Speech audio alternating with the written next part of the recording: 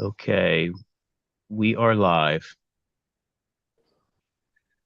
All right. So hello, everybody. Thank you for joining the last meeting of this year. And today it's going to be a real working session, right? So Monday night around 11 o'clock, we sent out sort of the most recent draft of the interim report that we would like to send on to the legislature. It is, I'll say that we have gone through, I counted up about we've gone through 17 versions, revisions before getting to this current draft, first draft of the final interim report. And so today, what I'll do is we'll make this real working session. David will kind of give an overview of what's in the report and the different sections. Then what I'll do is I'll go through each of the recommendations and maybe give a little bit of context of some of the conversations that have been had getting to this point. And then we'll open this up for discussion. And yeah, look forward to getting to having a productive meeting today. And hopefully we can get this report finalized after this call today. So with that, let me turn it over to David. Okay, everybody should have a draft report, possibly two, that were sent to you on Monday. I'll briefly go over since you may have two, but the reports are largely 90% identical with some changes. So it's safe to say that what I go over now is probably pretty much going to be the same for both items, but the item that's going to be shared with you ultimately will be the one that the chair sent out, as he said, at 11 o'clock on Monday night. So first off, this is only a draft report. It is not final yet, pending the approval of the commission. A final report will have a signed letter of transmittal signed by the chair, and Appendix 1 will be completed, which is simply just moving in the chapter law to authorize the commission. Concerning distribution, each commission member will receive the written report in printed form. The reports will be available upon request from Department of Legislative Services, or I think you might be able to drive out here and pick one up too.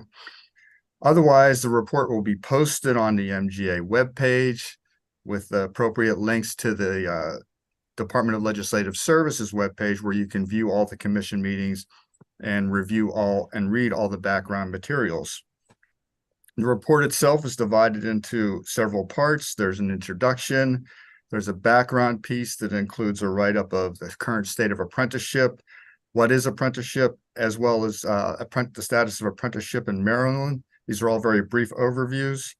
There's also brief descriptions of the commission meetings, because again, all the commission meetings are recorded. This is the beauty of modern technology. So you can listen to each meeting in detail, and all the background materials are posted. The report then moves on to recommendations and conclusions. There are 29 recommendations divided into two categories. Category 1 are administrative actions, which are designed for more immediate response from folks who are affected by those administrative actions. And Category 2 recommendations are for further commission study. The first 22 recommendations fall under Category 1, and the remaining 7 recommendations would fall under Category 2.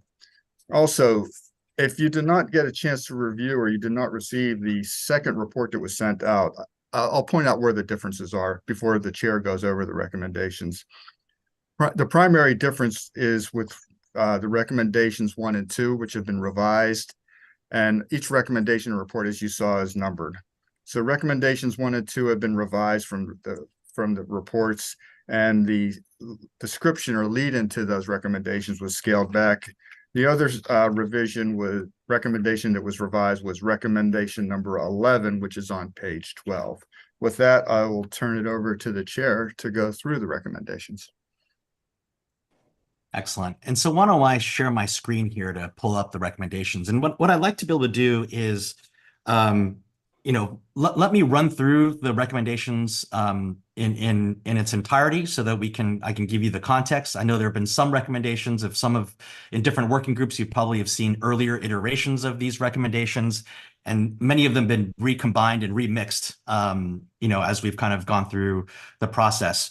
So let me go through all of the recommendations. And what I do is, if you have specific questions about what they mean, you can ask while I'm going through it.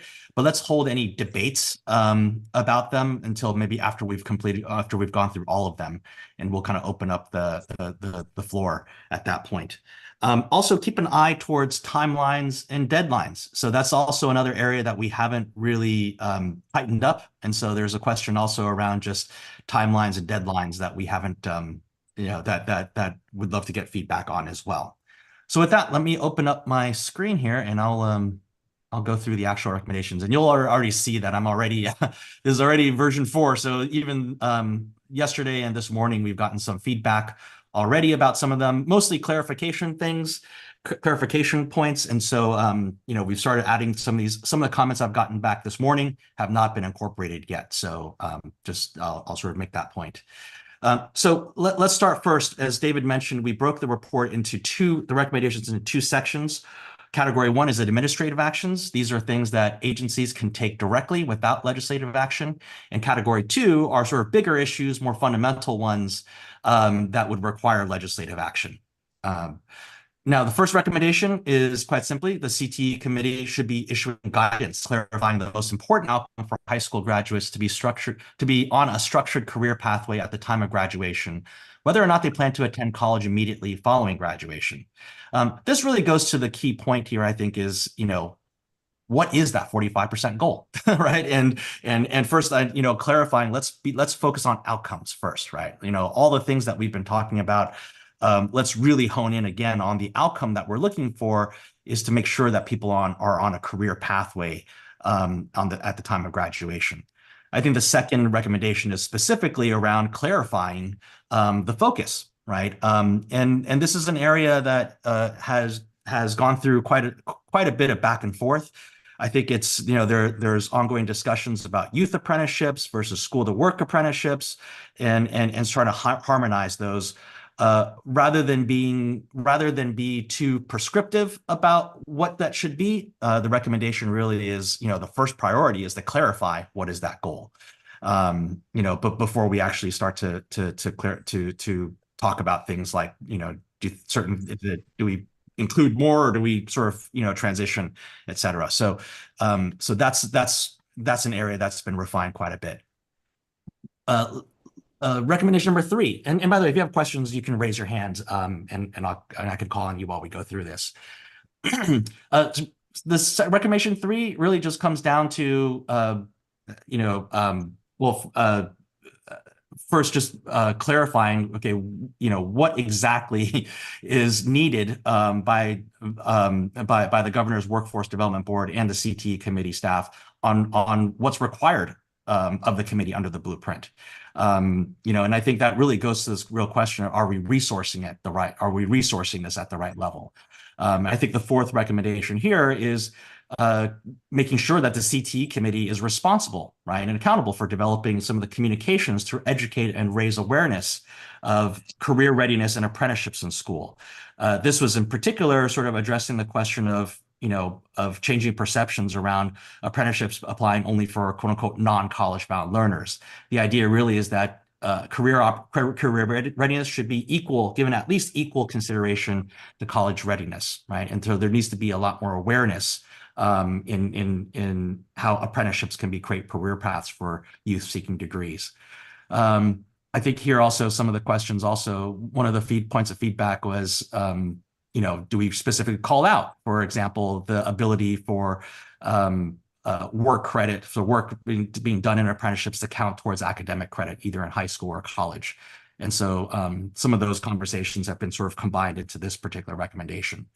And the recommendation 5 here is really adapting high school performance metrics to incorporate metrics for apprenticeship outcomes, right? So today, a lot of the high schools in terms of their performance outcomes are heavily rated towards college readiness versus people going to work.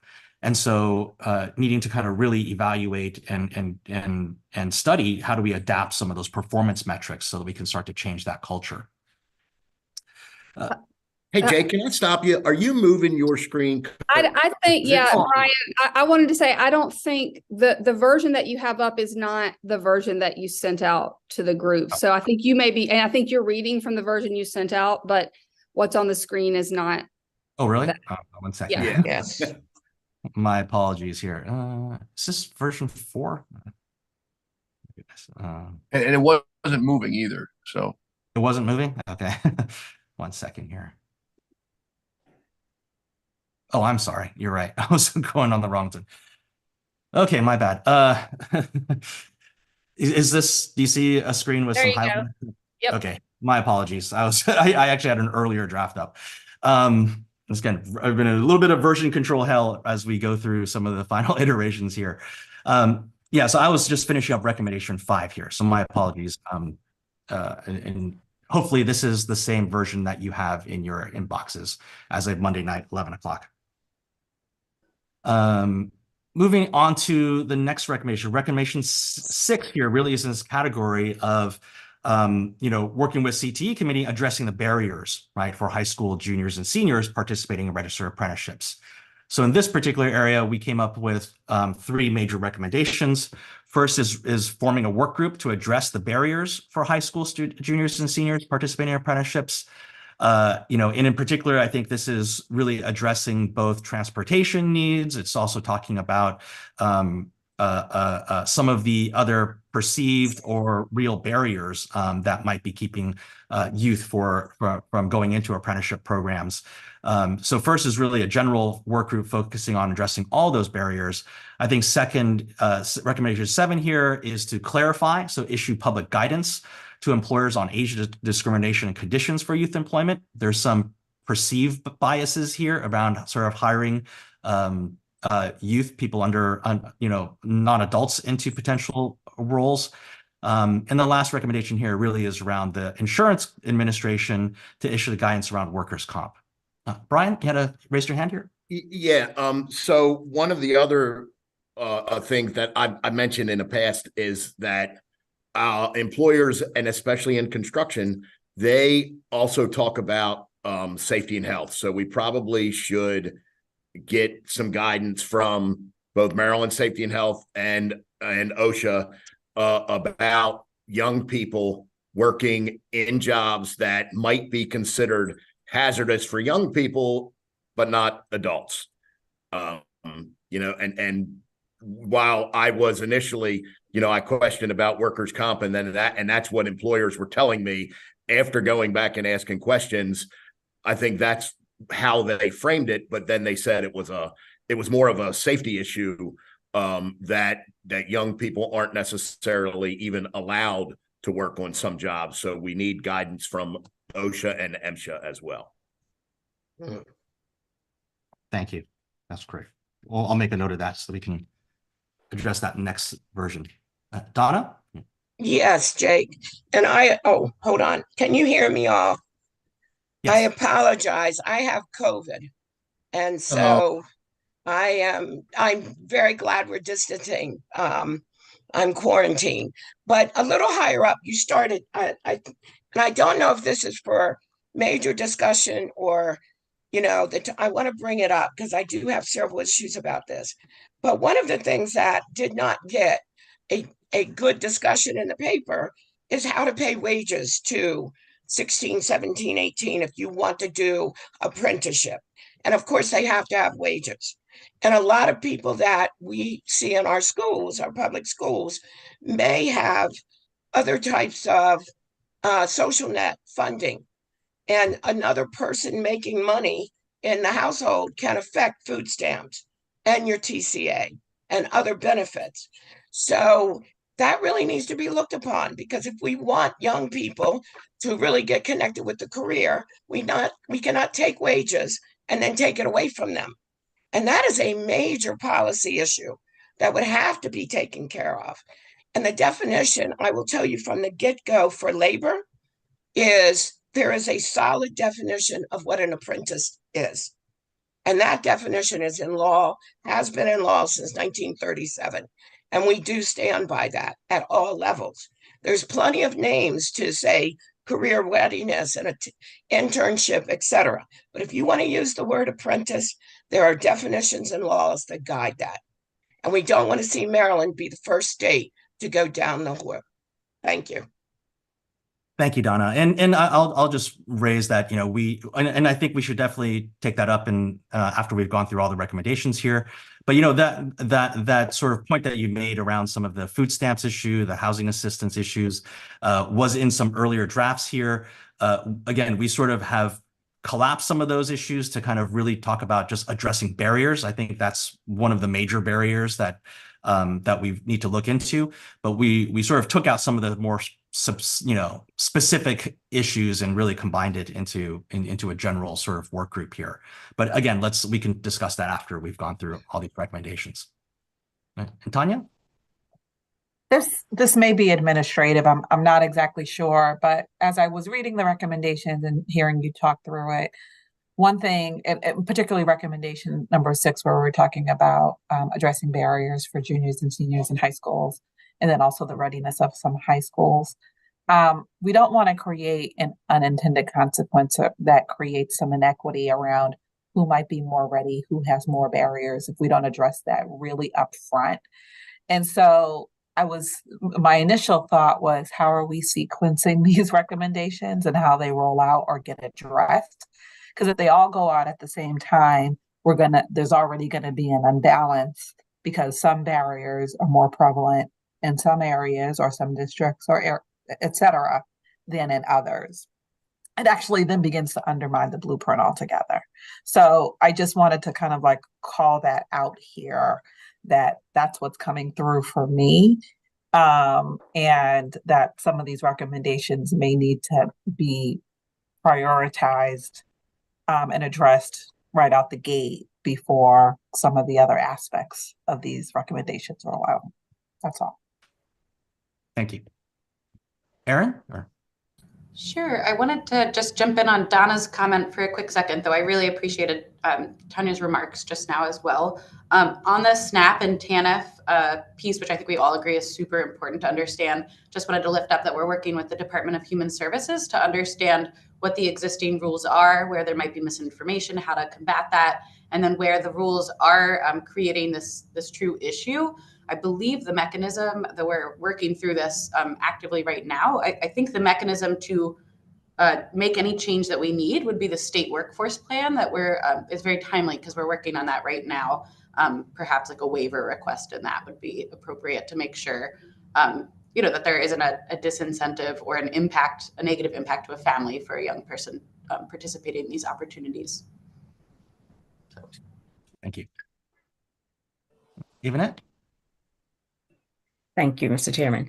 I wanted to just comment that it would be helpful to quantify the impact of the different barriers by the different groups of youth. So by region, by school, by age, so that we can understand what's the most prevalent barrier, where it exists, and then how, before we can figure out how to address it, really understanding how many people are impacted. Thank you, Yvonne. That's great feedback. All right, well, let's keep going. So I want to get through the full set of recommendations, because I think some of these questions will probably be addressed as we get into some of the ones in the back. Again, the way that and I'll say that we have not necessarily prioritized the recommendations under these categories in any specific order.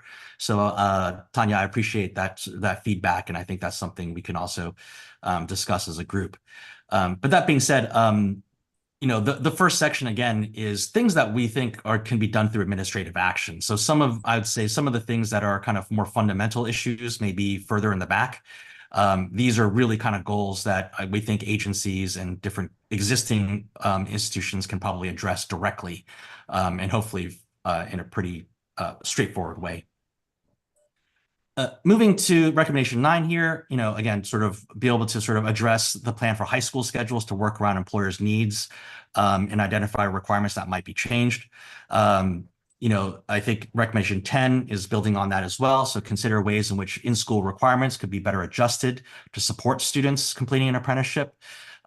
Here, really, there's a call out in terms of focusing on a new 4-year Perkins plan on modifying high school CTE to be RTI for school to work apprenticeships.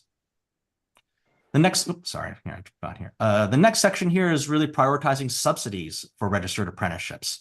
And this is, I'm going to call this out a little separately from the public funding, public investment section, which is in category 2. But right now, this is really just around, first kind of looking at, okay, what existing public funding vehicles still have funds, still have opportunities that we might be able to prioritize some subsidies for registered apprenticeships. The next section is around the intermediary ecosystem and building that up. Recommendation 12 here is the Department of Labor should continue expanding and properly resourcing MATC, the Maryland Apprenticeship and Training Council, to support growth of the intermediary ecosystem. The next recommendation is establishing a standardized definition of an intermediary for Maryland, which is one of the comments that we've gotten back through this process is what exactly is that? What kind of intermediaries there are? In previous versions, remember, we put out a checklist here of what current intermediaries do, but I think really we need to come up with a standard a definition of what this is based on U.S. Department of Labor and other best practices. And the 14th is establishing a process for local workforce boards to actually pool their ARPA funds, right, to also incentivize intermediaries who can operate statewide. I'll stop here for a second. Donna, you have your hand raised? Yeah, one of the things that popped out at me really loudly was I did not see where we were putting more money into the schools to really make this work. Obviously, we were talking about, as you said, Jake, in your opening, a structured career path. What staffing in schools I see, needs to take place for these students. A third-party intermediary isn't going to help them really try to work through and map out all of their school activities and necessary, as well as working with an outside employer and somebody who is their apprenticeship instructor. They're going to have all these people in their life, but the school is the solid background. And so I think I saw a couple things that were missing. One is, when do we begin talking about career paths? It's not when you hit, sophomore year. It should be somewhere in middle school. That takes resources to put into our schools to make this, if we really want it to be a success. I see a lot of money being thrown at new things like intermediaries, or ramping that up, or paying, companies to take apprentice. But what about our schools that need extra staff now that will really help mentor these? And what about the kid that's having a lot of problems? What about the young 16 to 18-year-old girl that gets into a love triangle or has harassment? Where is that all going? That needs to be somewhere within the school, or a third party within the school that they can trust. There's so many things out here when you're talking about ramping this up. And if it's going to be a success, then we've got to consider all of the pitfalls. And I think that we need some more delving into this and resources in the school. Yeah, and I don't think anybody would disagree with that. I think, and look, I think we should hold that conversation for after this particular section, because I think it's pretty fundamental. But we will address some of that. So we talk a bit about public investment in the second section. But I think more critically here, I just want to clarify that, we do have a CTE committee. We also do have we actually have a number of different constituents that actually have their own committees and commissions too.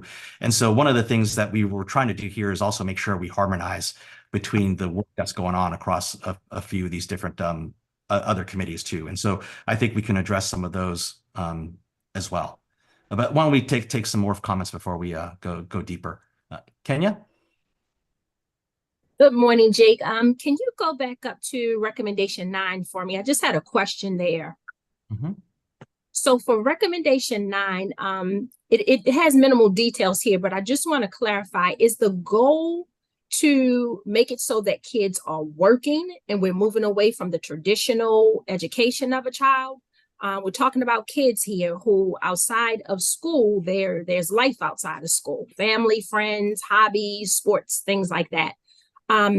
Are we looking to attempt to rearrange the school day to make it so that the priority becomes work? Is that what we're looking at here? So I'll say in general, as a philosophy, what we're trying to do is actually create more options, right, for high schoolers, right, to be able to be able to explore some of those work opportunities.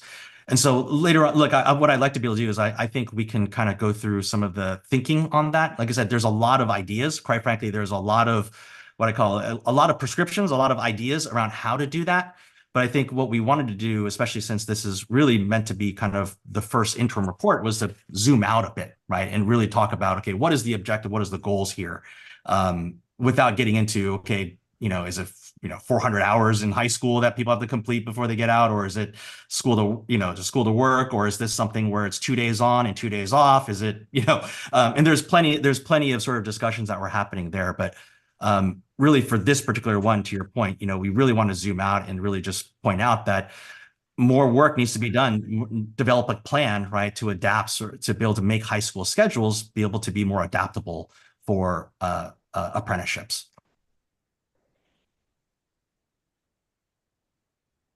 Richard?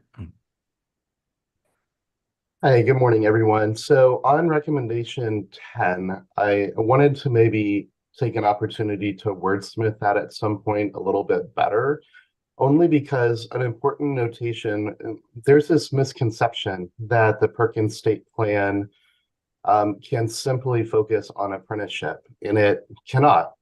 Perkins is a holistic academic bill within CTE programming that includes everything from professional development to creating career pathways, not only for the 45% that are moving into apprenticeships, but for the other 55% that potentially are not, that are moving into, college as a pathway to work.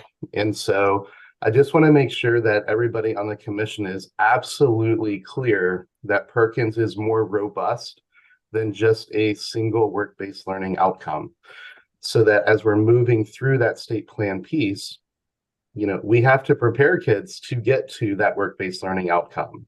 There's a lot of foundational things that have to happen before we set them free into the world of work. And those are the sort of things that Perkins not only mandate, but also that the funding is used for, so that we have a well-equipped young workforce. So if there's any way to provide that into this, I think that's an important component. And certainly one that MSDE, would take the position on.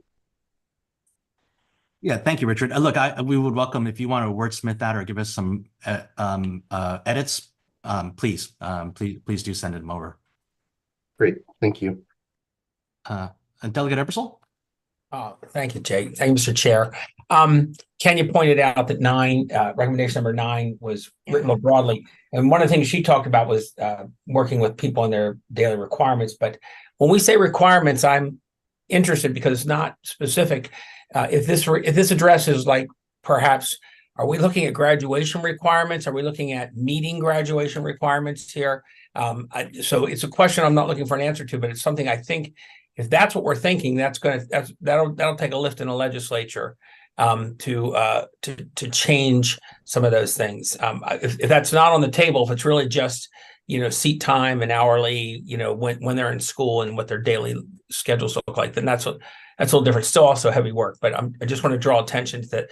Change the word, identify requirements that need to be changed. That's broad, and we need to figure out what we're going for there.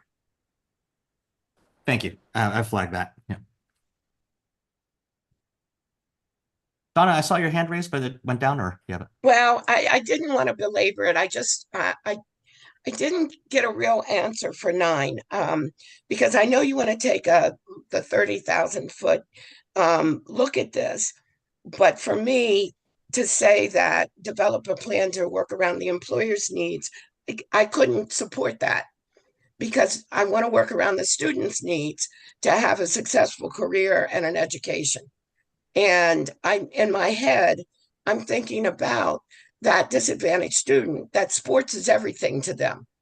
And if what they are chosen, like, I can either have this apprenticeship program or sports or, academics, there's a lot here to unpack. And we can't just write a global sentence and say, yeah, we support that without the details. I just think it's going really fast, and that it's an academic study and report, but not recommendations. Yeah, That's focused on the employer and not the need of that student. Yeah, so so again, I think we can discuss that in sort of in depth Okay. after sec. And look, Thank I you. think, and I think that's a philosophical question. Like, again, I think one of the things that we were conscious of is a lot of those issues that you're talking about are being actively debated and discussed in the CTE committee, right? And so there's a lot. And so one of the things that we didn't want to do is be creating prescriptions, creating things that actually they were exploring already and they're already addressing, which is why we kind of zoomed out a bit.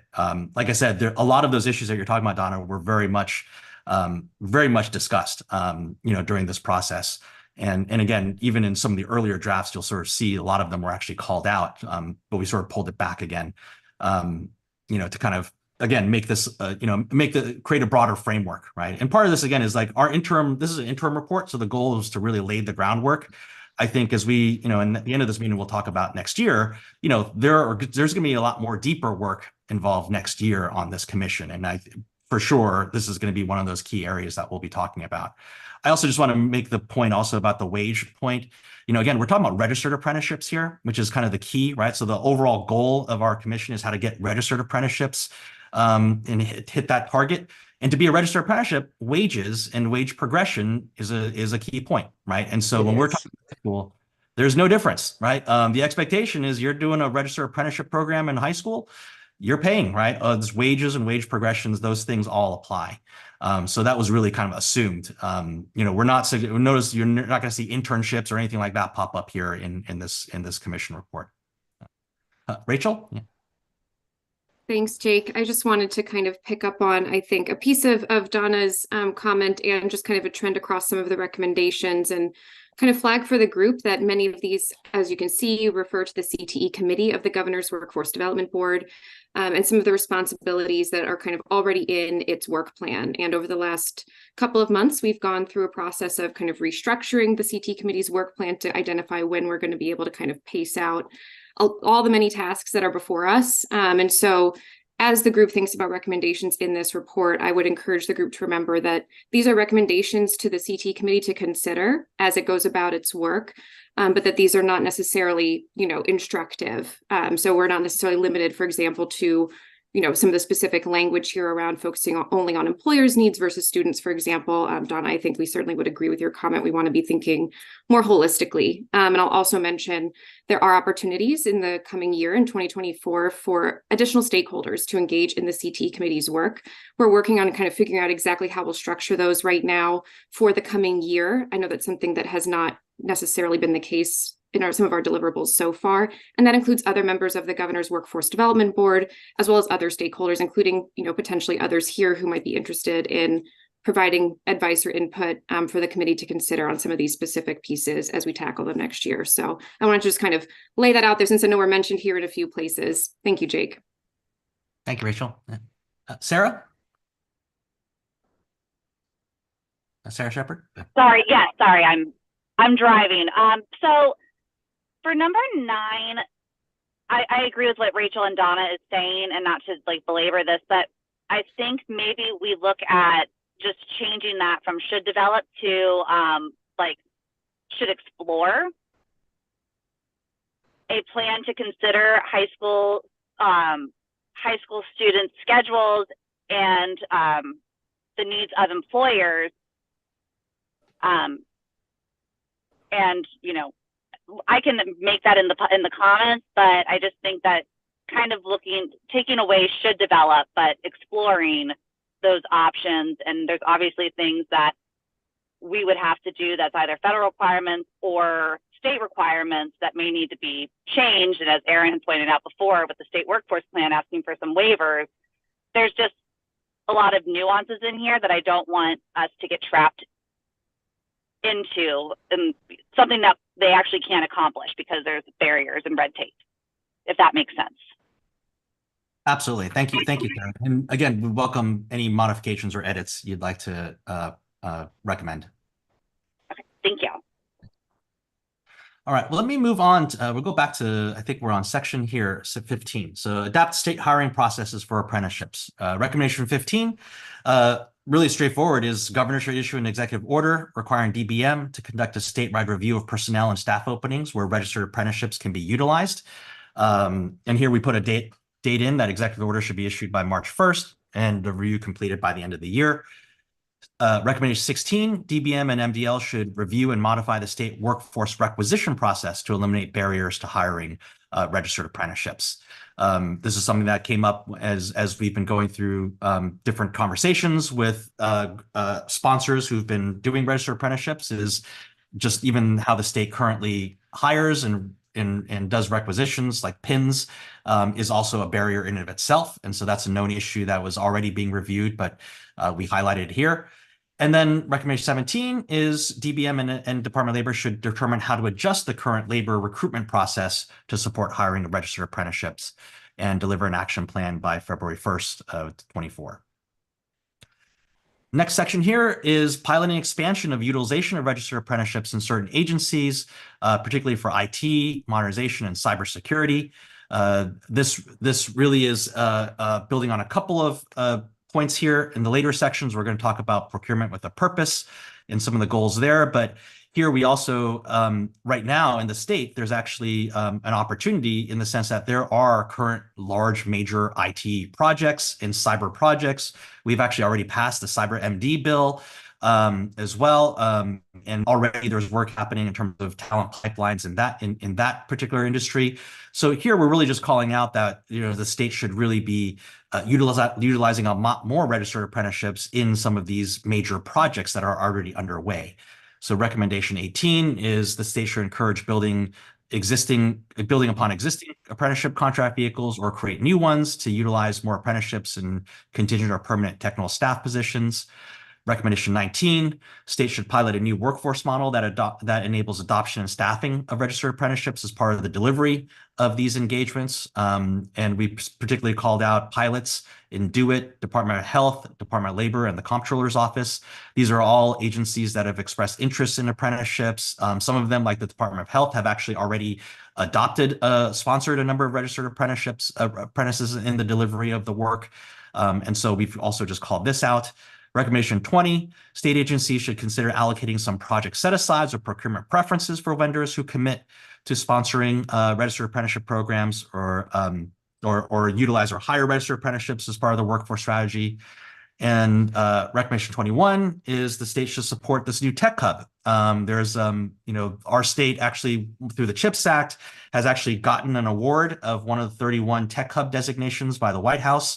The next application is to actually get federal funding, and that is determined based on how much regional investment is being made. And so we particularly called this out as a relatively short-term opportunity for the state to be able to support that tech hub by potentially procuring some work out of this tech hub, which would count towards the regional investment that would hopefully unlock a lot more federal dollars to support apprenticeships.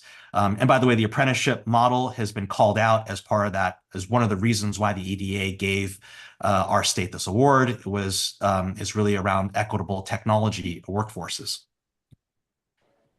Sarah, you still have your hand raised? I wasn't sure if you had another question here or. Oh, no, it doesn't show it's raised on my end, but it's showing up on there. So I don't know. Okay, no problem. Donna, you wanted to make a comment here? You're on mute, yeah. Patrick Moran was called over to DC for a meeting. And so Patrick is on here as well as Kenya, and they both represent state employees. We should have a recommendation that that the state departments bring this up in bargaining with the identified unions that represent the staff in these areas, because there has not been any conversation with us. Obviously, that it will be state employees who will be the apprenticeship person working with them, and we are so understaffed. Now there's 5,000 vacancies. The governor's only been able to fill 1,000 of them. And so you're going to put double work on some employers. So some questions around compensation and workloads and those kinds of things. But that's something for bargaining. And maybe we should mention that in here. Thank you, Donna. I made a note of that for us to. Okay. Thank you. All right. Next section here really was just a work group to simplify the sponsorship registration process. This section also, we've called out some of these, but I'll just mention a couple of things here in this section.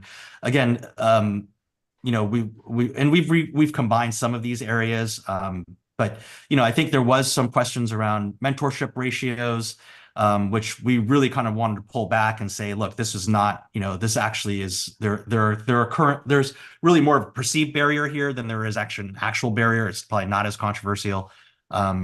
But actually, since Brian has raised his hand, Brian, you want to chime in? This is an area that you were. Yeah, one of my things. First of all, I just happened to notice. I think that mentor to apprenticeship ratio or mentor to apprentice ratio is the youth wording. Yeah, not that that's a big deal. I just think that that's the youth wording, and I think the adult wording is different. It might say journey person or something like that. Mentor is the youth wording. And then also, like I mentioned in our committee meeting, the one-to-one is not just for hazardous apprenticeship occupations. The one-to-one is what's in the regulation. And that there is an opportunity for any sponsor to request an expanded ratio. Anything with more apprentices than journeymen is considered expanded. There's guidance from the feds, there's guidance that we created at the state. We had a heck of a meeting that was bipartisan and very heated at times, that we created that guidance, and that sponsors that want an expanded ratio, need to go through that process. I think that now might be a good time to also mention, because I won't take it up with mentioning it every time I think we see something that would affect what I'm about to say. But Maryland, we're an SAA program. We've decided to run our own apprenticeship program instead of letting the United States Department of Labor do that. But we still have to fall within the regulations in 29 CFR 29, and in particular 29 CFR 29.3, which is the eligibility and procedure for registering apprenticeship programs. And then within 29.3, A, G, and H, very specific to some of this stuff we're about to talk about, between ratios, between registration, between the audit process, probationary periods for both programs and apprentices, and that if we violate any of 29.3, along with violate anything else in 29.29, we risk losing our SAA status, which I, for one, am going to fight to keep. That's important for us. I don't want to fall under a Fed program. I want to remain being our state program. And in my opinion, a lot of these next couple bullets and next couple recommendations put us in jeopardy of violating 29.29. And thank you, Brian. And look, I want to highlight something here. This was originally, these were I would say almost prescriptive. I think there's been some conversation. Maybe we should take this whole bullet point sections out. You'll sort of see the actual recommendation here for this entire section is to form a work group comprised of registered apprenticeship sponsors, MDL, and MATC to streamline the registration and reporting requirements. And so I think the reality is, like, these are just sort of call outs, I think, of some I'd say, again, perceived frictions and barriers. And so I think these are all things that I think, again, is how do we address these as we think about having a work group after. Agree, Jake. And hearing that from you, thank you. I think that we need to make sure that, and the Maryland Department of Labor leads up these work groups, because if the Department of Labor, both on a national level and our levels where apprenticeship is, they need to lead up these work groups. 100%. Donna? Oh, I didn't. Brian said it all. Because I was reading the other ones, and what you said at the bottom was recommendation is to form a work group, that's fine. Because, but we've really got to track these apprenticeships better. And I don't know if we're going to track outcomes, it's got to be better than all of the tax credits that we track now. Because we have self-reporting from the businesses and we don't know what the wages are, the benefits are, how long an employee is going to stay or an apprentice is going to stay. If we're really going to see that this is going to be successful, we've got to put some stuff in there. And I know that businesses say, hey, I have too much reporting to do. I don't want to do all this. They're taking tax dollars from working people and from Marylanders. And if you want the money, then it comes with reporting. I'm sorry. We have to do a better job of making sure that we don't just give averages and we don't just give, reports based on this is the average of what 100 employers did. It's got to be better than that this time. Thank you. Yeah, I completely agree with you, Donna. So I don't think, I think the point of view that philosophy, at least the principle that we took to this was we're not trying to reduce compliance. What we're trying to do is try to reduce some of the manual reporting or some of the friction process stuff that might be involved with that. We also called out to your specific point, and this was something I think we also called out in the very beginning here, is that longer term, and this is in category 2, in fact, it's our last section of category 2 that would require legislative action, is really developing plans for research and data. Because to your point, we need a lot more data and understanding about longitudinal outcomes and the such of how apprenticeship programs are doing and how specific sponsors are doing as well, ideally. But I appreciate you sort of calling that out. Greg? Thank you. Hi, Greg Ackerman from the Building Trades Unions. And I don't mean to blend kind of like questions with comments. Happy to provide those at a later time. But I did want to kind of flag, because I think it's probably appropriate for a lot of the discussion here, is that even discussions about creating more work groups to look at what I think our unions view as some problematic elements of these recommendations, such as decreasing apprenticeship ratios, decreasing some of the regulations and existing requirements on apprenticeship programs. To me, it sends the wrong message. I think particularly as we talk about, for example, Maryland applying for discretionary CHIPS Act funding, all of which, guidance from the federal government says we really want to see strong apprenticeship programs tied to these jobs.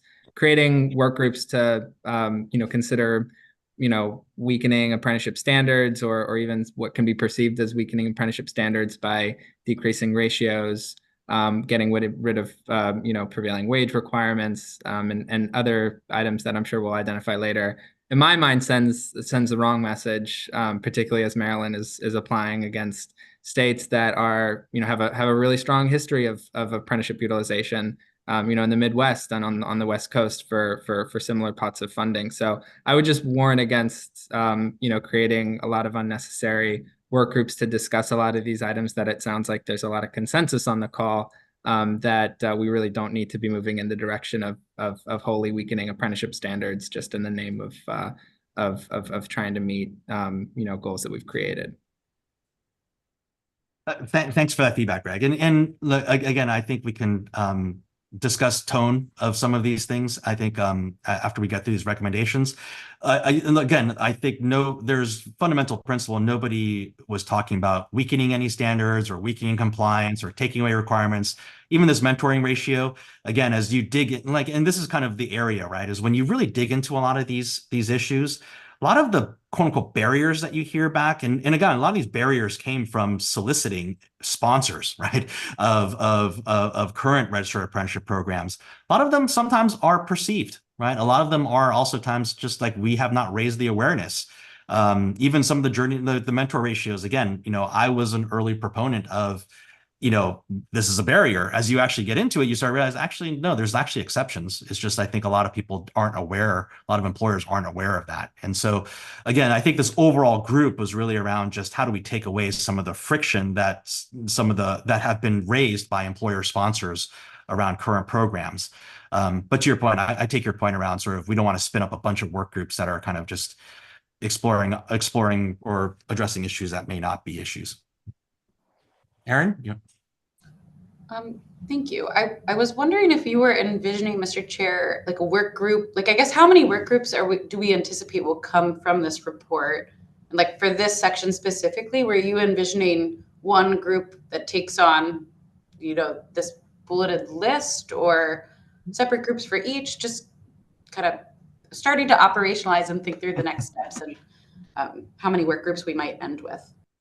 No, I think that's a great question, Aaron. And I'll be frank with you. We haven't really had that discussion yet. We've really just been thinking about who really needs to be around the table on some of these discussions. But in terms of how many work groups, we haven't counted it. And I think part of this process now, as we start to think about, to your point, operationalizing this, I think that's a worthy conversation to have. Welcome it. Thank you. Let's get to the second category. So again, the first category, and you sort of see like the first category was probably much more specific, only because I think that we're talking about administrative action. The section is really, how do we think about things that require legislative action? And so in this category, the first one that we talked about addressed was really employer recruitment issue, right? So how do we actually recruit more employer sponsors? How do we get more potentially intermediaries to the table to really kind of create these registered apprenticeship opportunities?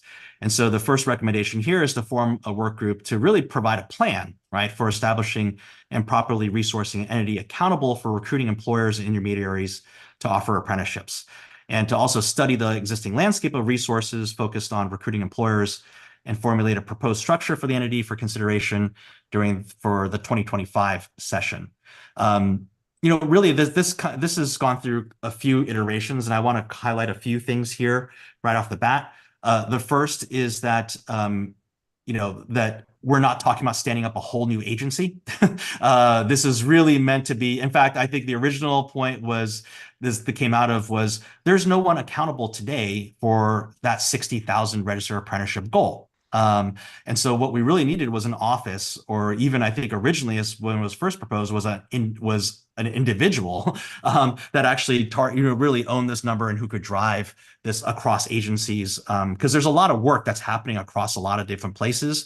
But having one entity, one organization that really is ultimately accountable for advocacy and recruitment of employers, sponsors, and intermediaries was really kind of where we landed on. Brian, you raised your hand here. You want to? Yes. So I think with this work group, back in the very first page, our bulleted points, the very first bulleted point is that 2030 Commission is to investigate expanding registered apprenticeship in industry sectors with skill shortages. Paragraph down, we're expected to identify the largest occupational sectors with current or projected skills shortages. Yeah, and there's been a lot of discussion of we think this industry, we think that industry. I think that the first thing, I guess it would be this work group should work on, is where exactly are the skill shortages, because then we can target those employers, and then ultimately we'll find out, is it really 60,000? Because if it's not, do we need to reinvestigate? Is that number, not just realistic? Yeah. Is it really what we need? And if it isn't, then we, reevaluate it in a session, and maybe they can change it up or down. Be surprised if it was up, but I think that maybe a priority for this work group would be, where are the skill shortages, so that we know where to go from there. Definitely, Brian, and that was actually discussed, I think, a few times. That and so where that is actually addressed is, my understanding is that that's one of the things that the Urban Institute, so Bob Lehrman, is going to be working on as part of this next this next iteration, is to really come up with a list of, here are all the kind of here's where the areas of demand would be, and so I think that's part of the study that would be included as part of our second year of the commission. But we can also call it out if it's if we want to highlight that. Yeah. Greg? No, well, it sounds like Erin just raised her hand, but I was actually gonna call on. I was interested to hear what role labor was already playing in kind of meeting some of the blueprint goals. Just because, again, would hate to see kind of a larger effort being placed in like creating a alternate organization, but it does seem like there's already kind of a charge on our existing state agencies to help meet the blueprint goals. Great. Well, Aaron, perfect. Throw that question to you. Sure, I would say absolutely. We look at that as our charge, and I think when we talk about resources to meet these ambitious goals, I think that's where my mind goes. But I think when we talk about like who goes to sleep every night thinking about how to get more employers on board with apprenticeship, I would say that's the apprenticeship team at the Labor Department, which is currently a smaller and growing but mighty team. And clearly, I would just say the department does recognize that the current capacity is probably not where it needs to be to get to the goals that are rather ambitious, right? So I think that's just one piece to mention. I think that, do you mind scrolling back to the last piece? I think I wanted to just comment actually on a separate point about the labor market information and all of the points Brian made in terms of the demand, and just raise that, Bob, I welcome coordinating with you and the Governor's Workforce Board in terms of understanding where that employer demand is and where those opportunities to scale up might be, and just raise the opportunity that the state workforce plan and our chief economist and all the work that we're already doing in that space, it would be great to, of course, complement and build upon that work that's already underway. So thank you. And I'll just sort of make a footnote here around sort of, again, why we ended up with a work group to study this as opposed to being more prescriptive about how and where is, quite frankly, again, there's a lot of places where we are talking about apprenticeships in the state, and so one of the things but we also recognize that to really get employers and intermediaries and sort of advocacy going, it's probably going to touch upon, it's probably touching upon a lot of different agencies, a lot of different existing organizations. There's also early questions around, hey, should be in commerce, should be labor, et cetera. And what we don't want to do is get into those kinds of recommendations yet, because I don't think that's the mandate yet. I think what we really want to do is address this and put that out there as one of the follow-up deliverables, from the commission. Greg? Thanks. I was just going to make a follow-up point, and actually, it sounds like you kind of addressed it, but just to say that it strikes me not just in this section, but in a lot of sections, the way that we're talking about apprenticeship, it's mostly been geared around how do we get employer buy-in, but a key portion of apprenticeship is worker buy-in, and obviously we have a joint apprenticeship committee with equal representation. Labor and employer, but getting employers just to sign up for, to take on registered apprenticeships just for the sake of it is obviously, should not be the goal of anyone on this committee. I think that for that reason, I think we've been, we're really heartened by the work that Department of Labor has done to oversee, high quality apprenticeship programs. I think I didn't touch on this earlier, but the regulatory aspect of this whole item is actually also still very important, and that's a role that labor should, I hope, continue to play. That's, I think, why didn't address this earlier, but I think that's why automatic registration of apprenticeship programs is wholly problematic, because employers lie. I mean, they lie a lot. Sorry for being that kind of blunt about it, but there's we've seen phony apprenticeship programs pop up across the country, especially in states where the apprenticeship council is housed under Commerce, or their Department of Commerce and Trade, or whatever the equivalent is. So just again, kind of in the interest of not having kind of additional work group and conversations about ideas that I think probably send the wrong message. I would just kind of encourage maybe this existing work group to maybe call on labor to provide an overview of maybe a formal overview of what their efforts already are, so that we can continue working through that framework, as opposed to looking at conducting alternative frameworks, whether it's through an existing secretariat or through some like quasi agency, which in my opinion would be even more problematic. And sorry, I think my video probably stopped working at some point, but I hope my point got across. No, it did. Thank you, Greg. And look, I'll say that, and I'll just sort of highlight, maybe it's a minor, but it's an important point here, is that, today we're really focused on registered apprenticeships, right? Not just apprenticeships, right? It's like registered apprenticeships. And so I think there's a number of things that we've identified, right? I think first is, again, we're not trying to reduce compliance. We're not trying to change, we're not trying to weaken any of the standards. In fact, what we want to do is be able to get all the activities where there are employers sponsoring training, workforce training programs and other quasi apprenticeships, quasi internships to be able to get to registration, right? To get them registered, right? And so some of the things that you're sort of seeing around automating or streamlining the process, again, part of that is just addressing some of the perceived or real barriers that that sponsors have actually raised as part of this process. And so again, I want to call out that nobody here is trying to weaken any of the regulations. In fact, the goal here is to get more programs registered to hit that target. I think secondly, also, is I'll also mention is, again, we're not necessarily trying to set up a new agency here. In fact, originally, one of the conversations was like, maybe it's just an individual, right, that actually can coordinate across these.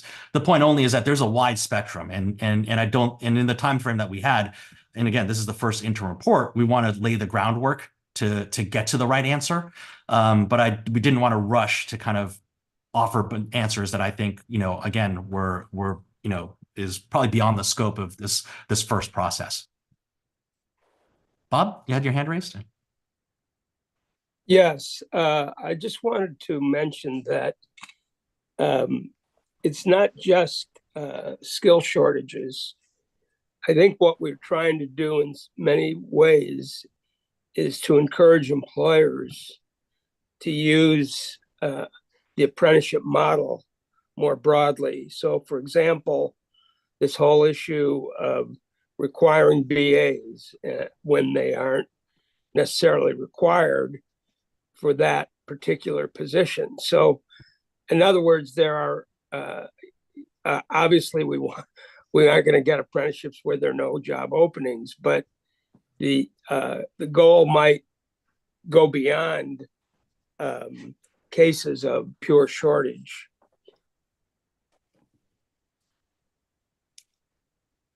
Great, thank you, Bob. All right, well, we'll move forward. I think the next section here really is just on public investment. And again, this whole section here is really just coming down again to this is all going to need to be studied, right? And so the real recommendation here is we need to study the impact of the current apprenticeship tax credits with comparable tax credits in other states. But we called out a few of these different to the recommended, we've called out some of these potential subsidies and public investments that we've seen work in other places.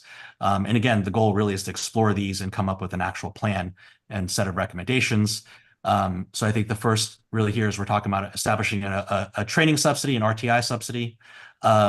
Second really is talking about sort of the potential to create a preferred procurement preference so that we can actually get more employers to adopt registered apprenticeships in the delivery of state work. Next recommendation is really around sort of expanding contract vehicles. The next one really is providing potentially an OTJ subsidy to sponsors that actually helps to offset mentoring and coaching investments. And I mentioned the last one really around just, again, studying the impact of these with these credits with other states and other systems. With that, let me Brian, you raised your hand. Yep, Jake. Back in earlier pages in the first descriptions under the activating employer demand first paragraph, talk about employers should want to adopt registered apprenticeship because it'd be good corporate citizens, but it's economically advantageous. I agree, it's economically advantageous. And then later it says the cost required to train, mentor, and guide apprentices to OJT should be less than the current open market recruitment model.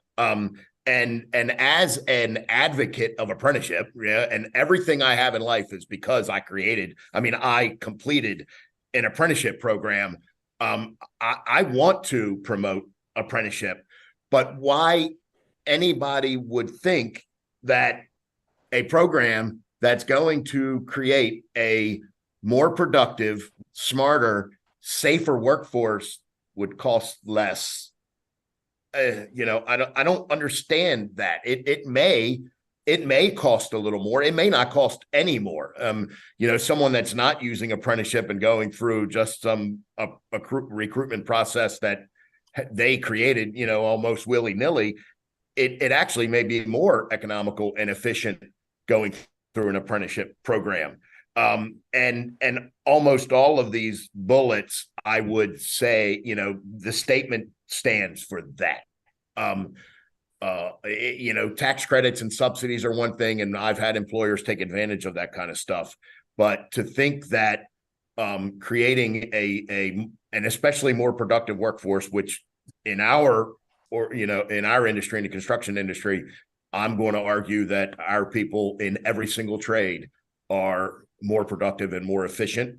And that's why maybe we make more money. And that's why our employers like our apprenticeship programs. And I think that other employers that don't understand that are, that just have their hand out. I don't like that as much. And we've had those discussions, so I'll leave it at there.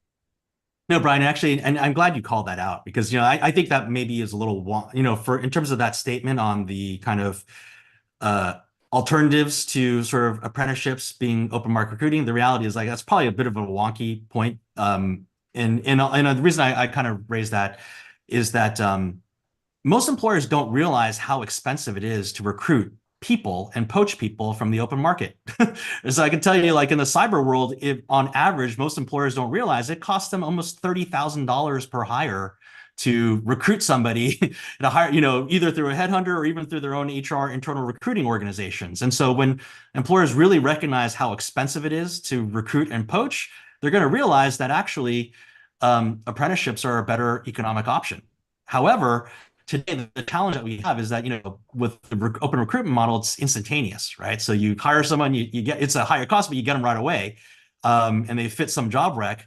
The apprenticeship is an investment, right? So you invest up front, and then there's the talent, later after they go through the process, and that's the friction, right? That's been the fundamental issue, I think, in terms of employer demand more widely, is that there's just not a very good understanding of how expensive it is to kind of recruit the current way.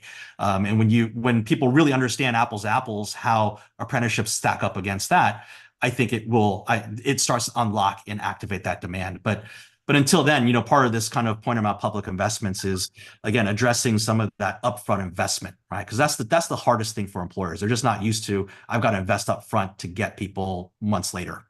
Sure. Along with that, Jake, is that recruiting someone who was trained by someone else, then you're going to want to get your own business plan through them. So you got to train them that anyway, where bringing them up from the beginning, in the apprenticeship through the minor leagues. Look what our beloved Orioles have done in the last year, bringing their own people up through the minor leagues instead of going and poaching them from somewhere else. I think business can learn a lot from that. Amen. Eric? Thank you, Mr. Chair. I'm on recommendation 24, which you have highlighted, and I know we had a brief conversation about this offline, so I will just bring it up so that the committee can hear it as well. I believe that's why you probably highlighted it. The specificity there was a little bit concerning. We dropped a $5,000 figure on here, and I'm not sure where that came from or if that's appropriate. I think about the amount of money that we spend per pupil per year, and we make a commitment to educate students for an entire year for that. It doesn't have a time indication how long they would be trained, how much training. So I think we need to be probably less specific and let someone else get more specific or get a lot more specific. For example, a couple of lines down, there's an OTJ suggestion in recommendation 27, which is a little broader and says, maybe we should be thinking about paying, coming up with a subsidy. That, to me, it's less clear, but probably more appropriate in this setting, especially since it's forward work. So I would love, I think 5,000 is like, wow, it's an interesting number, very round. So probably just kind of plucked out of the air, which sometimes we do. And that's just commentary. And thank you. No, thank you for that. And I did make that comment. So I did comment. And so that's definitely something we want to take up. Donna? Yeah. You're on mute still. I mute so you can't hear me all the time. I want to echo what Eric just said about recommendation 24. It's very specific I also didn't like the word trainee in there all of a sudden, because that's not what we're talking about. And if we are, then let's deal with that. But I think that something on 28 makes more sense because that says should establish. And I think should study the impact and see what kind of reimbursements we should do. So I'm not in support of recommendation 24. Thank you. Thank you. I made a note of that. Greg? Thank you. Yeah, just in addressing this whole section, I think, we should probably, just broadly speaking, have a preference for across the board solutions that don't create like a competitive disadvantage or, for employers that are like currently participating in registered apprenticeship programs, right? If I'm an employer that is, paying, for example, a certain amount per hour per apprentice to participate in a registered apprenticeship program, and I all of a sudden see some other employer getting a subsidy of $5,000 per trainee, I'm probably not going to be very happy about that. And that's not even to get into the the idea of providing subsidies for employers participating in apprenticeship programs. I think that the tax credit approach, which would be uniform across the board, is probably much more appropriate. And I would also, just kind of contrast this recommendation with the earlier recommendation that we look at like what existing federal subsidy programs can be utilized to take advantage of the same model. I think it would be, frankly, a little bit silly for the state to be looking at subsidizing, $5,000 per apprenticeship program if there's federal money on the table that isn't being utilized. So I don't mean to give a whole lot of homework to labor, but I would be curious about, what the existing like utilization rate of WIOA and EARN programs are that provide similar subsidies for to address the cost of wages or other training for apprenticeship programs, and whether it's really necessary for us to even look at establishing a state subsidy before better understanding what resources we might not be currently utilizing. No, thank you, Greg. And remember, we do call that out in section 1 for labor to just look at what existing places we can actually potentially get some public investments, some subsidies to support apprenticeships. But this section was really more thinking longer term around sort of the overall framework. But I absolutely take your point and earlier points around the specificity around this recommendation. And I think that's something we should discuss. And if I could also just address one other item here, and this is also mentioned, I think, in a couple other places. So I'm wondering how we kind of harmonize that. But the idea that the state should use its purchasing power to incentivize registered apprenticeship programs is obviously it's not new. What comes to mind is, for example, like the tax credits associated with the Inflation Reduction Act.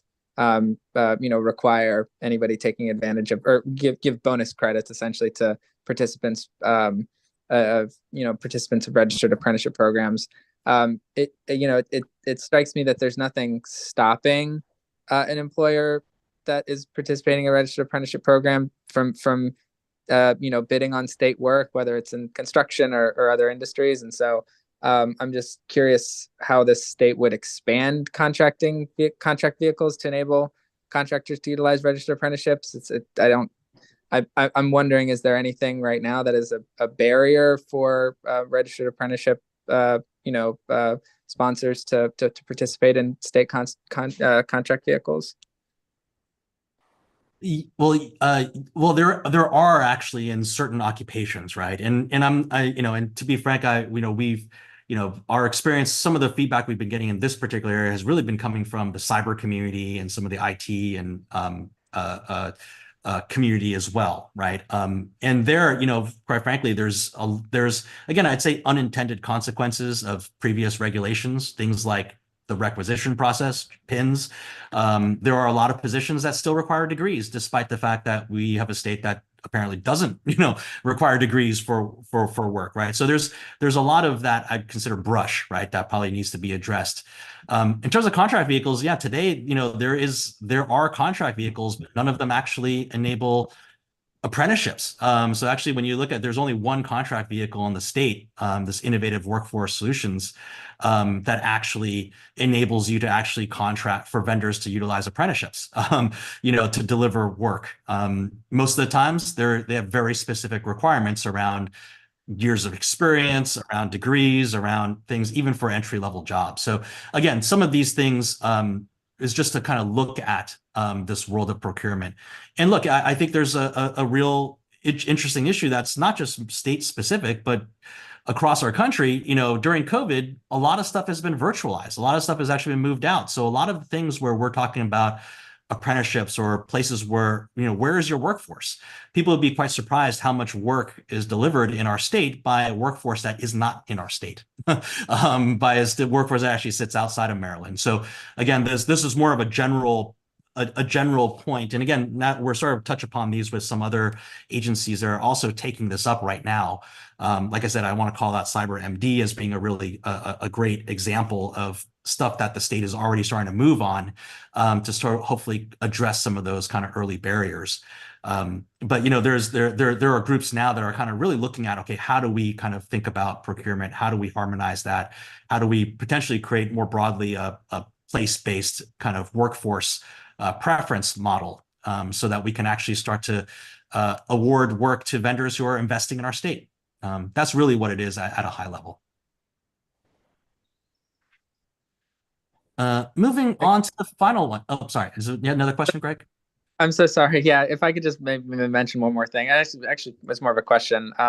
But the recommendation 28 implies that, or it doesn't imply, it says that the prevailing wage requirements of existing apprenticeship tax credits are onerous or have a disproportionate impact on small and medium-sized businesses. Obviously, I don't think it's a secret as to where anybody from our any of our unions stand on that sentiment. But could you explain kind of how that determination was made that prevailing wage requirements or even requirements that apprentices make a certain percentage of the existing prevailing wage are an onerous requirement? Yes. Look, and this is certainly one of those things that has had a lot of iterations on, and I'll sort of just say, like, I think the first is nobody is recommending here that we change the prevailing wage requirement, right? What we've really kind of realized that there are some narrow areas where, for example, some small business or sponsors who are small businesses who are not subject to prevailing wage requirements, when they've done these, they can't access the tax credit even for the apprentices that they're developing. And so this is sort of one of those areas, again, that I think requires us to really kind of really study and really understand, okay, how much is this an actual a barrier, and how do we address that? But with that, let me actually, I'm going to call on Brian Cavey here, because I know Brian is an expert in this particular area. Brian, I think you had a lot of great points when we were kind of really considering this particular issue about prevailing wage. Well, and hearing some of the stuff around the room, Greg, we had the same exact questions at the meeting, and so there are programs that have registered apprentices that, whether they're on Davis-Bacon or prevailing wage jobs or not, and a lot of them are residential programs, their wage for, let's say, a first-year apprentice not be 50% of the Davis-Bacon, though it may be a fair wage. And then that makes them ineligible for the tax credit.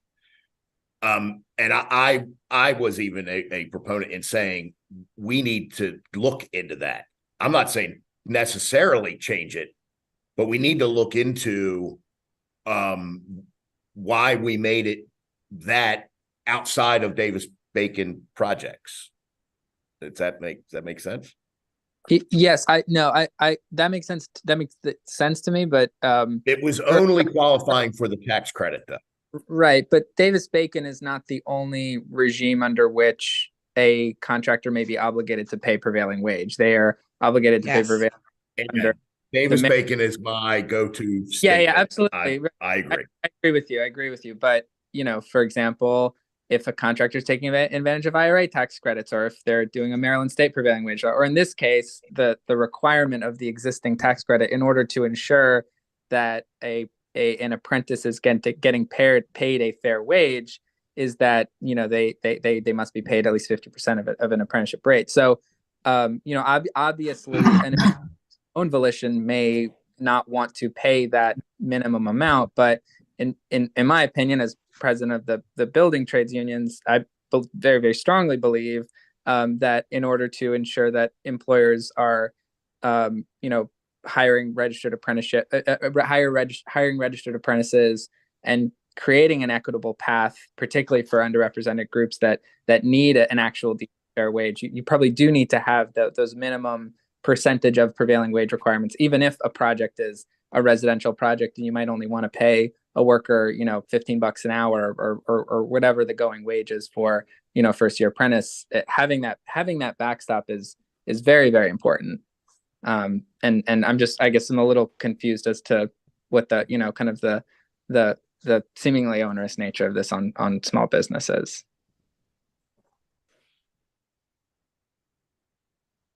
Donna? I just want to say, we don't want to stop the small businesses, but I do agree with what Greg is saying. And I look at this again, it seems to be totally focused on employer and not the real outcome of all apprentices should be looking forward to a high paying career. That's what this is about. It's not getting a job. It is literally getting trained for the rest of your life for a good wage earning, family subsiding, middle class jobs. And so to the degree that we don't allow the camel's nose under the tent and changing some things that may lead us to go backwards, we should try to look at and frame how we're going to look at things on really how to help the employer who is trying to get started, who wants to be part of the economy that churns out middle class jobs. How do we help them subsidize, but not by taking away any pay from workers? But these are apprentices that have to have, as you keep saying, progressive wage and move up and into a career. So I think, we can have it both ways, but we have to make sure that the eye is towards getting a graduated apprentice with a real career and a middle class job, a position. Yeah. No, thank you, Donna. And I'll say that, and maybe it's in more reiterate, but like up front, we've actually really kind of made that sort of a key point, even in the first administrative action area. Like, we've sort of, that's one of the goals again, is like, we need to really, from the get-go, clarify what is the outcome here, right? We want to get people into family advancing, career advancing jobs, right? Occupation of the future. And so, so that absolutely is part of it. Maybe I think one of the things that we can discuss is, how do we maybe elevate that if that message isn't coming through enough? But I think part of this is it's sort of assumed, right? Again, we want to talk about a registered apprenticeship program. A registered apprenticeship program has those fundamental requirements built into that model. And so the goal really is how do we get more apprenticeships, more of these programs to comply with some of those requirements. Senator Carrozza, Mary Beth, you want to chime in here? Yes, I just wanted to give a little bit of background because obviously some of the folks weren't on the initial call when we discussed this. We do have small businesses that are willing and have already invested their own money in putting together training sites for apprentices. And the example that I was trying to use was specific on the discussion of the prevailing wages only applying so that small businesses that are not subjected to the prevailing wage rates could take advantage of the tax credit after they have made this investment. And, for example, if I have a small business, which I do in the heart of my district, that has, they were applying for $15,000 for 5 adult apprentices, only to you find out that they couldn't qualify because of the 50% prevailing wage rate tied to the tax credit when they are not participating or subjected to any prevailing wage jobs. So that was the point. It was that narrow, and it would be seen as an incentive for more small businesses to get involved, because the business that I'm talking about, Seaside Plumbing in Ocean Pines, they basically said this is a huge roadblock for them. And yet they have made the investment, and they do have apprentices on site. So that's how narrow this was. And I regret that the discussion went into other directions. But, if we want our small businesses to be part of, what we're doing with our apprentices, we have to be sensitive to their challenges. Bob, you wanted to chime in? Alderman? I think the issue of whether or not an apprenticeship will lead to a good paying career is one thing. But when apprentices are starting out, their productivity is often very low relative to what they're being paid. So,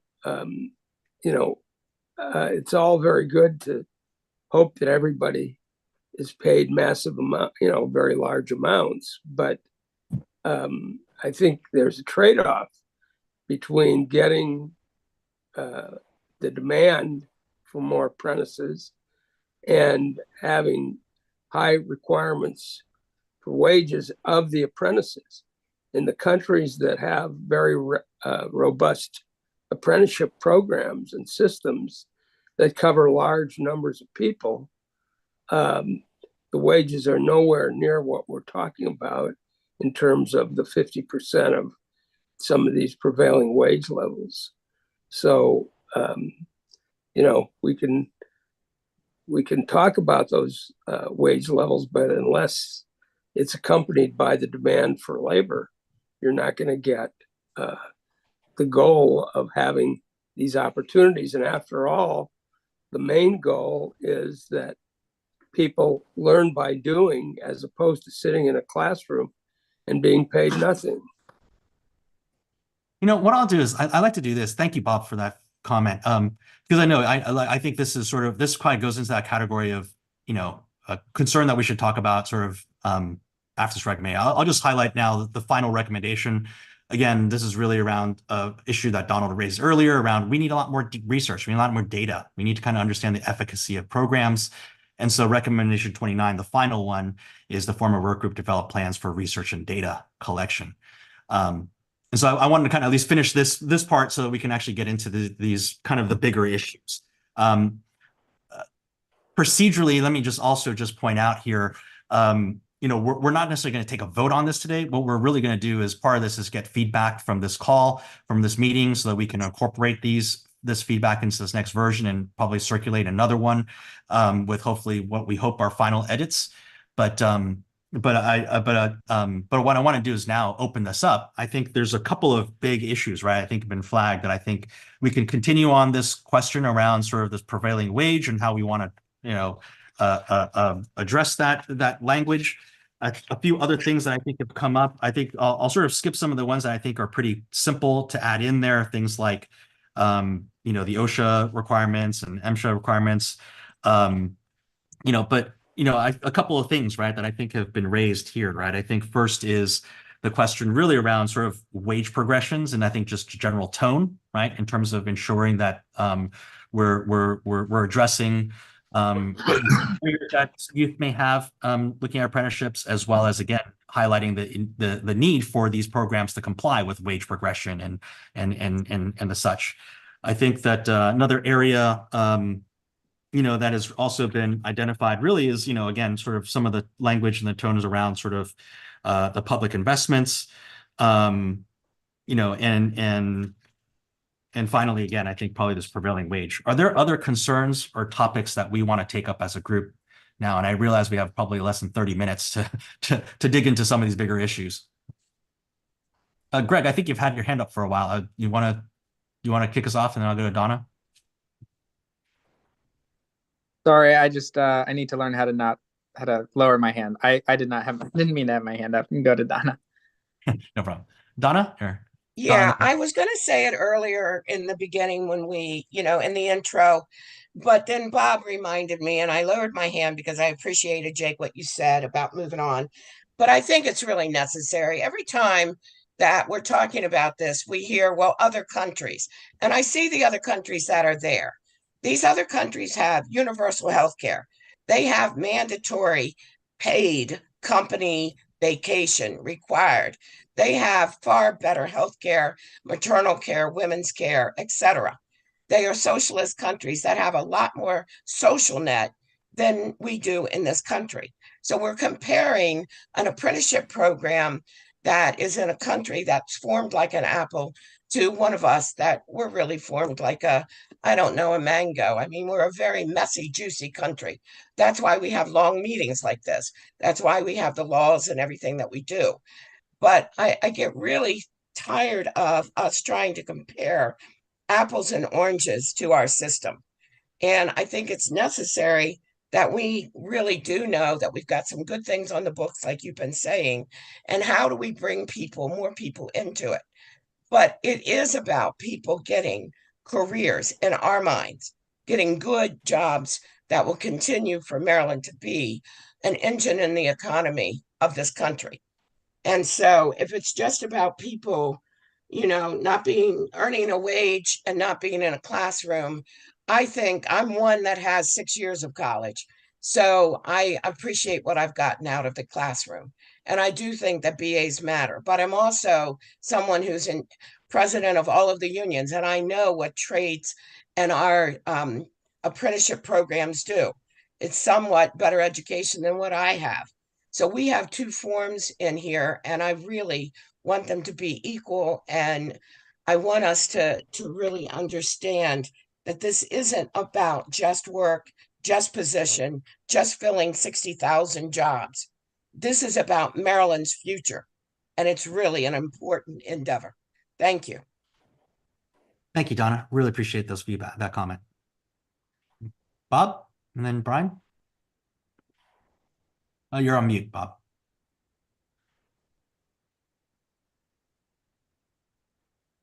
On the area of government spending on promoting more apprenticeships or the quality of apprenticeships, I think it might be wise to say, well, what are the most cost-effective ways of achieving these goals? And what are the elements that have, what we economists call externalities that really call forth government subsidies, and what are the things, as Brian was talking about, that perhaps you don't need to subsidize because there's a return to employers. What we've found in our Urban Institute projects, where we go out and try to recruit companies to do apprenticeships, is yes, they're happy to have a modest sum, but the vast majority of the spending on the apprenticeship is by the employer, and the main task of government in these cases is to help them see how to do it well, how to do it in a way that makes them realize a return, or at least break even on the apprenticeship. And that particular part might be the most cost effective, because, as Brian was saying, for most employers, and we found this in our studies, for most employers, there is at least a break even. And the question is how to show them how to do that. And if that is the most cost effective way of using government funds, then that's what we ought to do. So I think we want to look at it holistically in terms of how to get the biggest bang for the dollar. Thank you. Thanks, Bob. Sorry, Brian. Yeah. Yep. So Jake, in order to be most efficient, be done by by 12 o'clock. A couple questions is that I know we record these meetings. Are there written minutes of these meetings?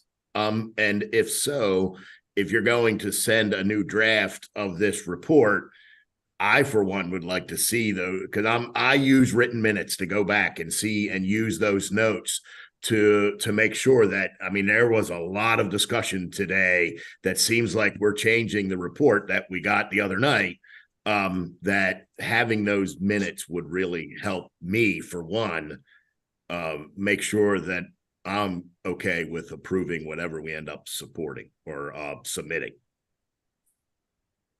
That is actually a good question. David, David Smolsky, will we have written minutes here, or will it just be on video? We do not do written minutes. We have advice from our Attorney General that recorded meetings serve as a substitute for written minutes. So no, there have been no written minutes for any of these meetings. We'll do our best to capture all these and make sure that we have that we have these recorded. I've been taking notes, but I'm sure our chairs also have been taking them as well. Senator Carrozza? Thank you.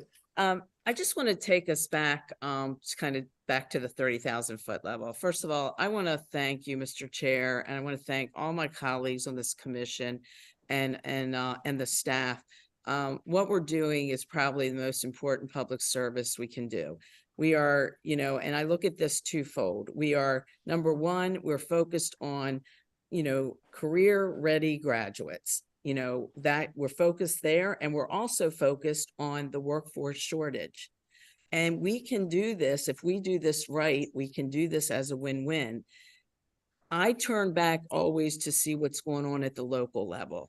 And when there is, and I wanted to let the commission members know, I have been spending a lot of time with employers in the school system on both sides. And I know my colleague, Senator Rosa Pepp, has as well. And we can do this, the way we can do this is allow for some flexibility. So for example, if we're charged with finding out where there are the workforce shortages and we don't have the registered adult apprenticeships in those areas, we should focus on developing more of those adult registered apprenticeships in the areas where we have the workforce shortages, and then talk about how, we can actually then do what I call some of the feeders. So whether it's school to work as opposed to youth apprenticeship, whether it's allowing some of the instructional to count for some of this, what we really need in all the way around for the school systems, for the employers, is looking for some flexibility. So if we have these options, we can meet our goals of career ready graduates at the same time addressing the workforce shortages. So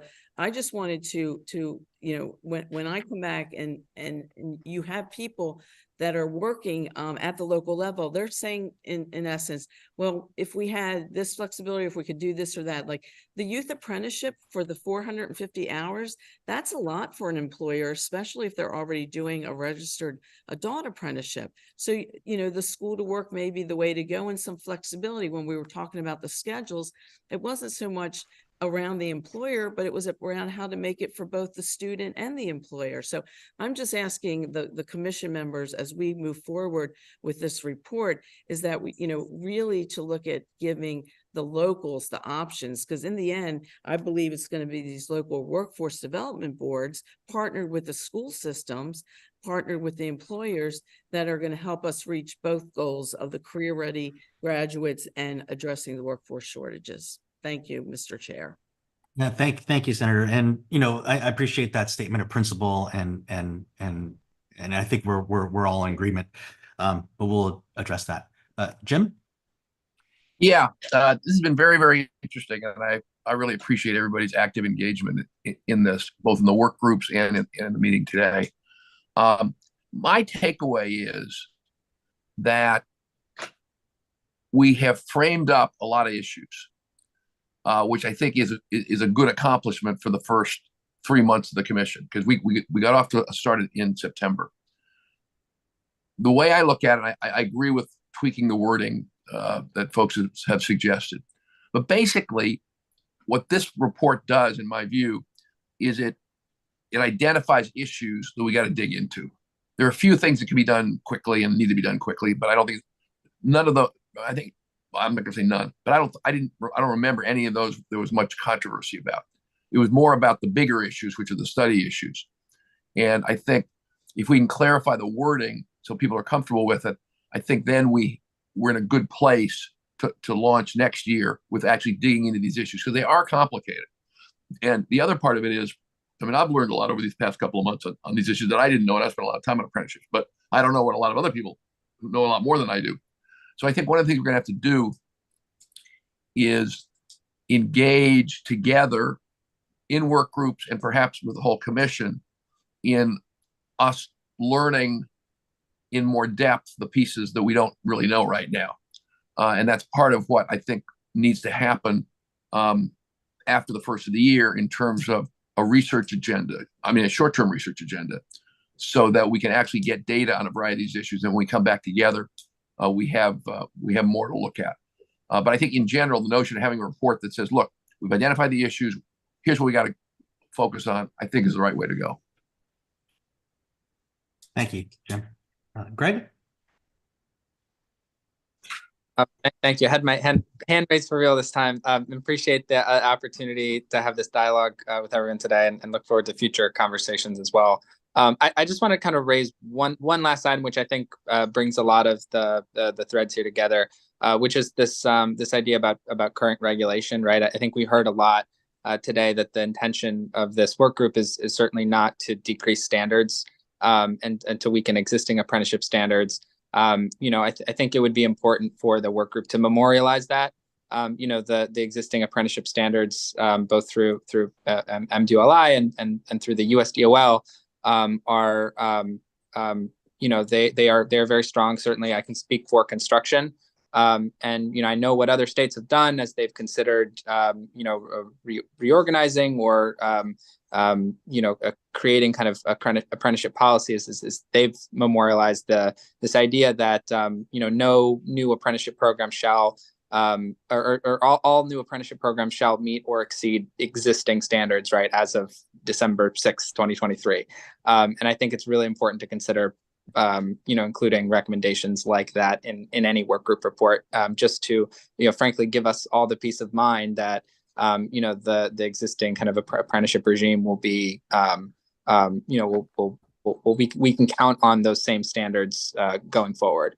And there are a number of reasons. I think there are a number of policy reasons. I think it's really important as we consider federal money flowing through the state, both discretionary and through tax credits, that we set a good example for new companies that are seeking to register their own programs, that we don't lead them in the wrong direction and say, hey, you can do this alternative program, and then all of a sudden they're not meeting all of the standards that the federal government has set out. But I think it's really, really important that there is language in here to the effect of, no agency shall sponsor an apprenticeship program that does not exceed existing, both for MDOL or for USDOL.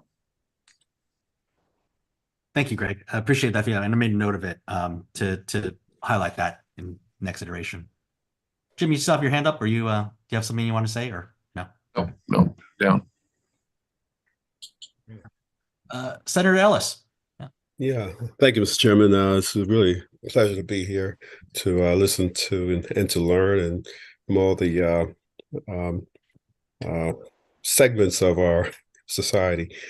And I just, I'm going through the report, the draft, and I just want to make a recommendation, because I know a lot of folks in the public read this and they look. If we can have like an appendix for all our acronyms, I know we do a good job just saying what it is before we actually use the term, but for all the terms and abbreviations we use, if we could just have an appendix at the back so that as folks go through the report, what I usually do is print out that appendix as I go through and we see these terms, I just refer to it quickly instead of trying to search back in the document to see what it is. So I just want to make that recommendation. I'll make it easier for the folks who might know some of these terminologies or have it ingrained in their brains to have an easy access to follow the document as we go through. That's great recommendation, Senator Ellis. I'll just speak for myself. Yeah, it's been a great civics lesson for me personally, learning all these acronyms too. Yeah, great. Thanks. Other big issues, concerns, feedback from commission members here that we should be addressing in this next turn? Perhaps just a question on timing, maybe moving us to the next part of what you wanted to cover. But when do you think we should expect a next iteration of a report to review? And will it go to the full commission? I'm actually hoping pretty quickly. What I request from the commission members here is that if you have specific comments or wording or tone or things that you would like to change in the report, to please mark up the version that you have. The track changes are on, and please send them back to us. Make sure that you copy me, our staffers, David Smolsky, Erica White. I think also probably copy our working group chairs as well, so we can speed up some of the decision making here. So that would be Brian Cavey, Jim Rosapep, Avon Blanding, and Myra Norton. And look, we're going to try to iterate as fast as I can. Again, originally, as you know, this report is due on December 1st. So I'm working as hard as we can to try to get this interim report put together as quickly as we can. So I'm hoping, look, and I'm hoping maybe tonight is probably too ambitious, but maybe by tomorrow, hopefully we can have another crank at this, another version for people to review, and hopefully we can end up in a good spot soon.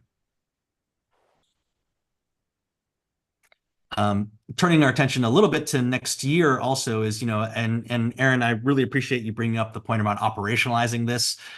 We do call it, I think as iterations have gone on, we've kind of landed on quite a few working groups. And so I think one of those things that we do need to do is probably list out and harmonize exactly what those groups are. Because we certainly don't, that's one of the points of feedback that I was also trying to make here. Is we don't want to be spinning out just like more work groups and more studies, right? The goal really is to get to outcomes, get to actions as quickly as we can, which is also one of those areas I'd appreciate feedback from different commission members on timelines, probably realistic timelines and deadlines for certain actions and recommendations that we called out.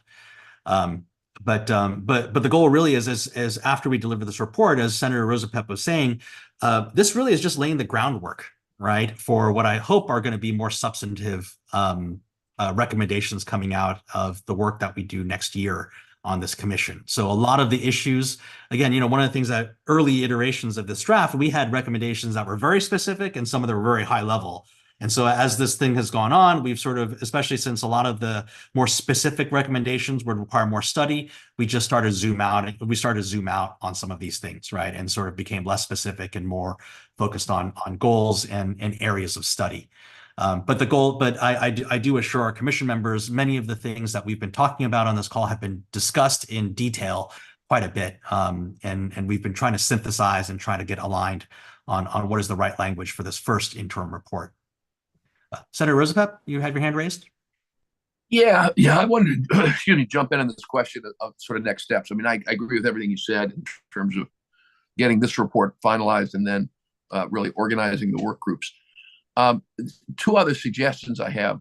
One is, I think you and the staff and the consultants ought to put together in fairly short order a research agenda, the short-term research agenda on these issues, that where the research can be done in the first quarter of the year. I'm not going to speak for the other legislators on the phone or the other agency people, but when we're in session, for a lot of us, we're a little distracted from this commission's work. And so I think it's a good time to get research done that we need, so that then we get session is out beginning of April. We then can have a whole lot of information ready to go for us to dive into understanding it, debating it, and going forward that way. The second thing I want to suggest is I think we need to do some site visits. And the reason I say that is that all of us have different experiences and different observations. There's some people on here who know a lot about construction apprenticeships, and there's some people here who know a lot about IT apprenticeships, and there's some people on here who know a lot about business and finance apprenticeships. But none of us, I won't say none of us, many of us know a little about a lot and not as deep. And I just think it would be very helpful. My experience over the years is seeing is understanding. And so I would really suggest we think about a site visit plan for maybe the second quarter of next year, because I think that will also help us not just on the technicalities, but folks really getting a feel for when apprenticeships work, how do they work well. So those are two suggestions. Thank you. Noted them. Yeah. Excellent. Any other questions, comments, feedback, advice, or recommendations here from the group? Eric, yeah. Yeah, I'm going to pander a little here, Mr. Chair. I want to comment that you're doing yeoman's work here, and I really appreciate your demeanor throughout this entire meeting. There's a lot of concerns, and you've been accepting them with a lot of grace and a lot of thoughtfulness, and I really appreciate your efforts. Thank you, Delegate Eversole. Appreciate that. Well, if there are no other comments or feedback, I guess, like I said, I would love to get, if you can, please get us your comments or feedback as soon as you can. I hope that we can, at least by tomorrow, have another turn of this that incorporates some of the feedback that we've gotten from this commission. So I appreciate your time and thank you for all your engagement. We'll talk See soon. some of you in a couple hours. Thank you.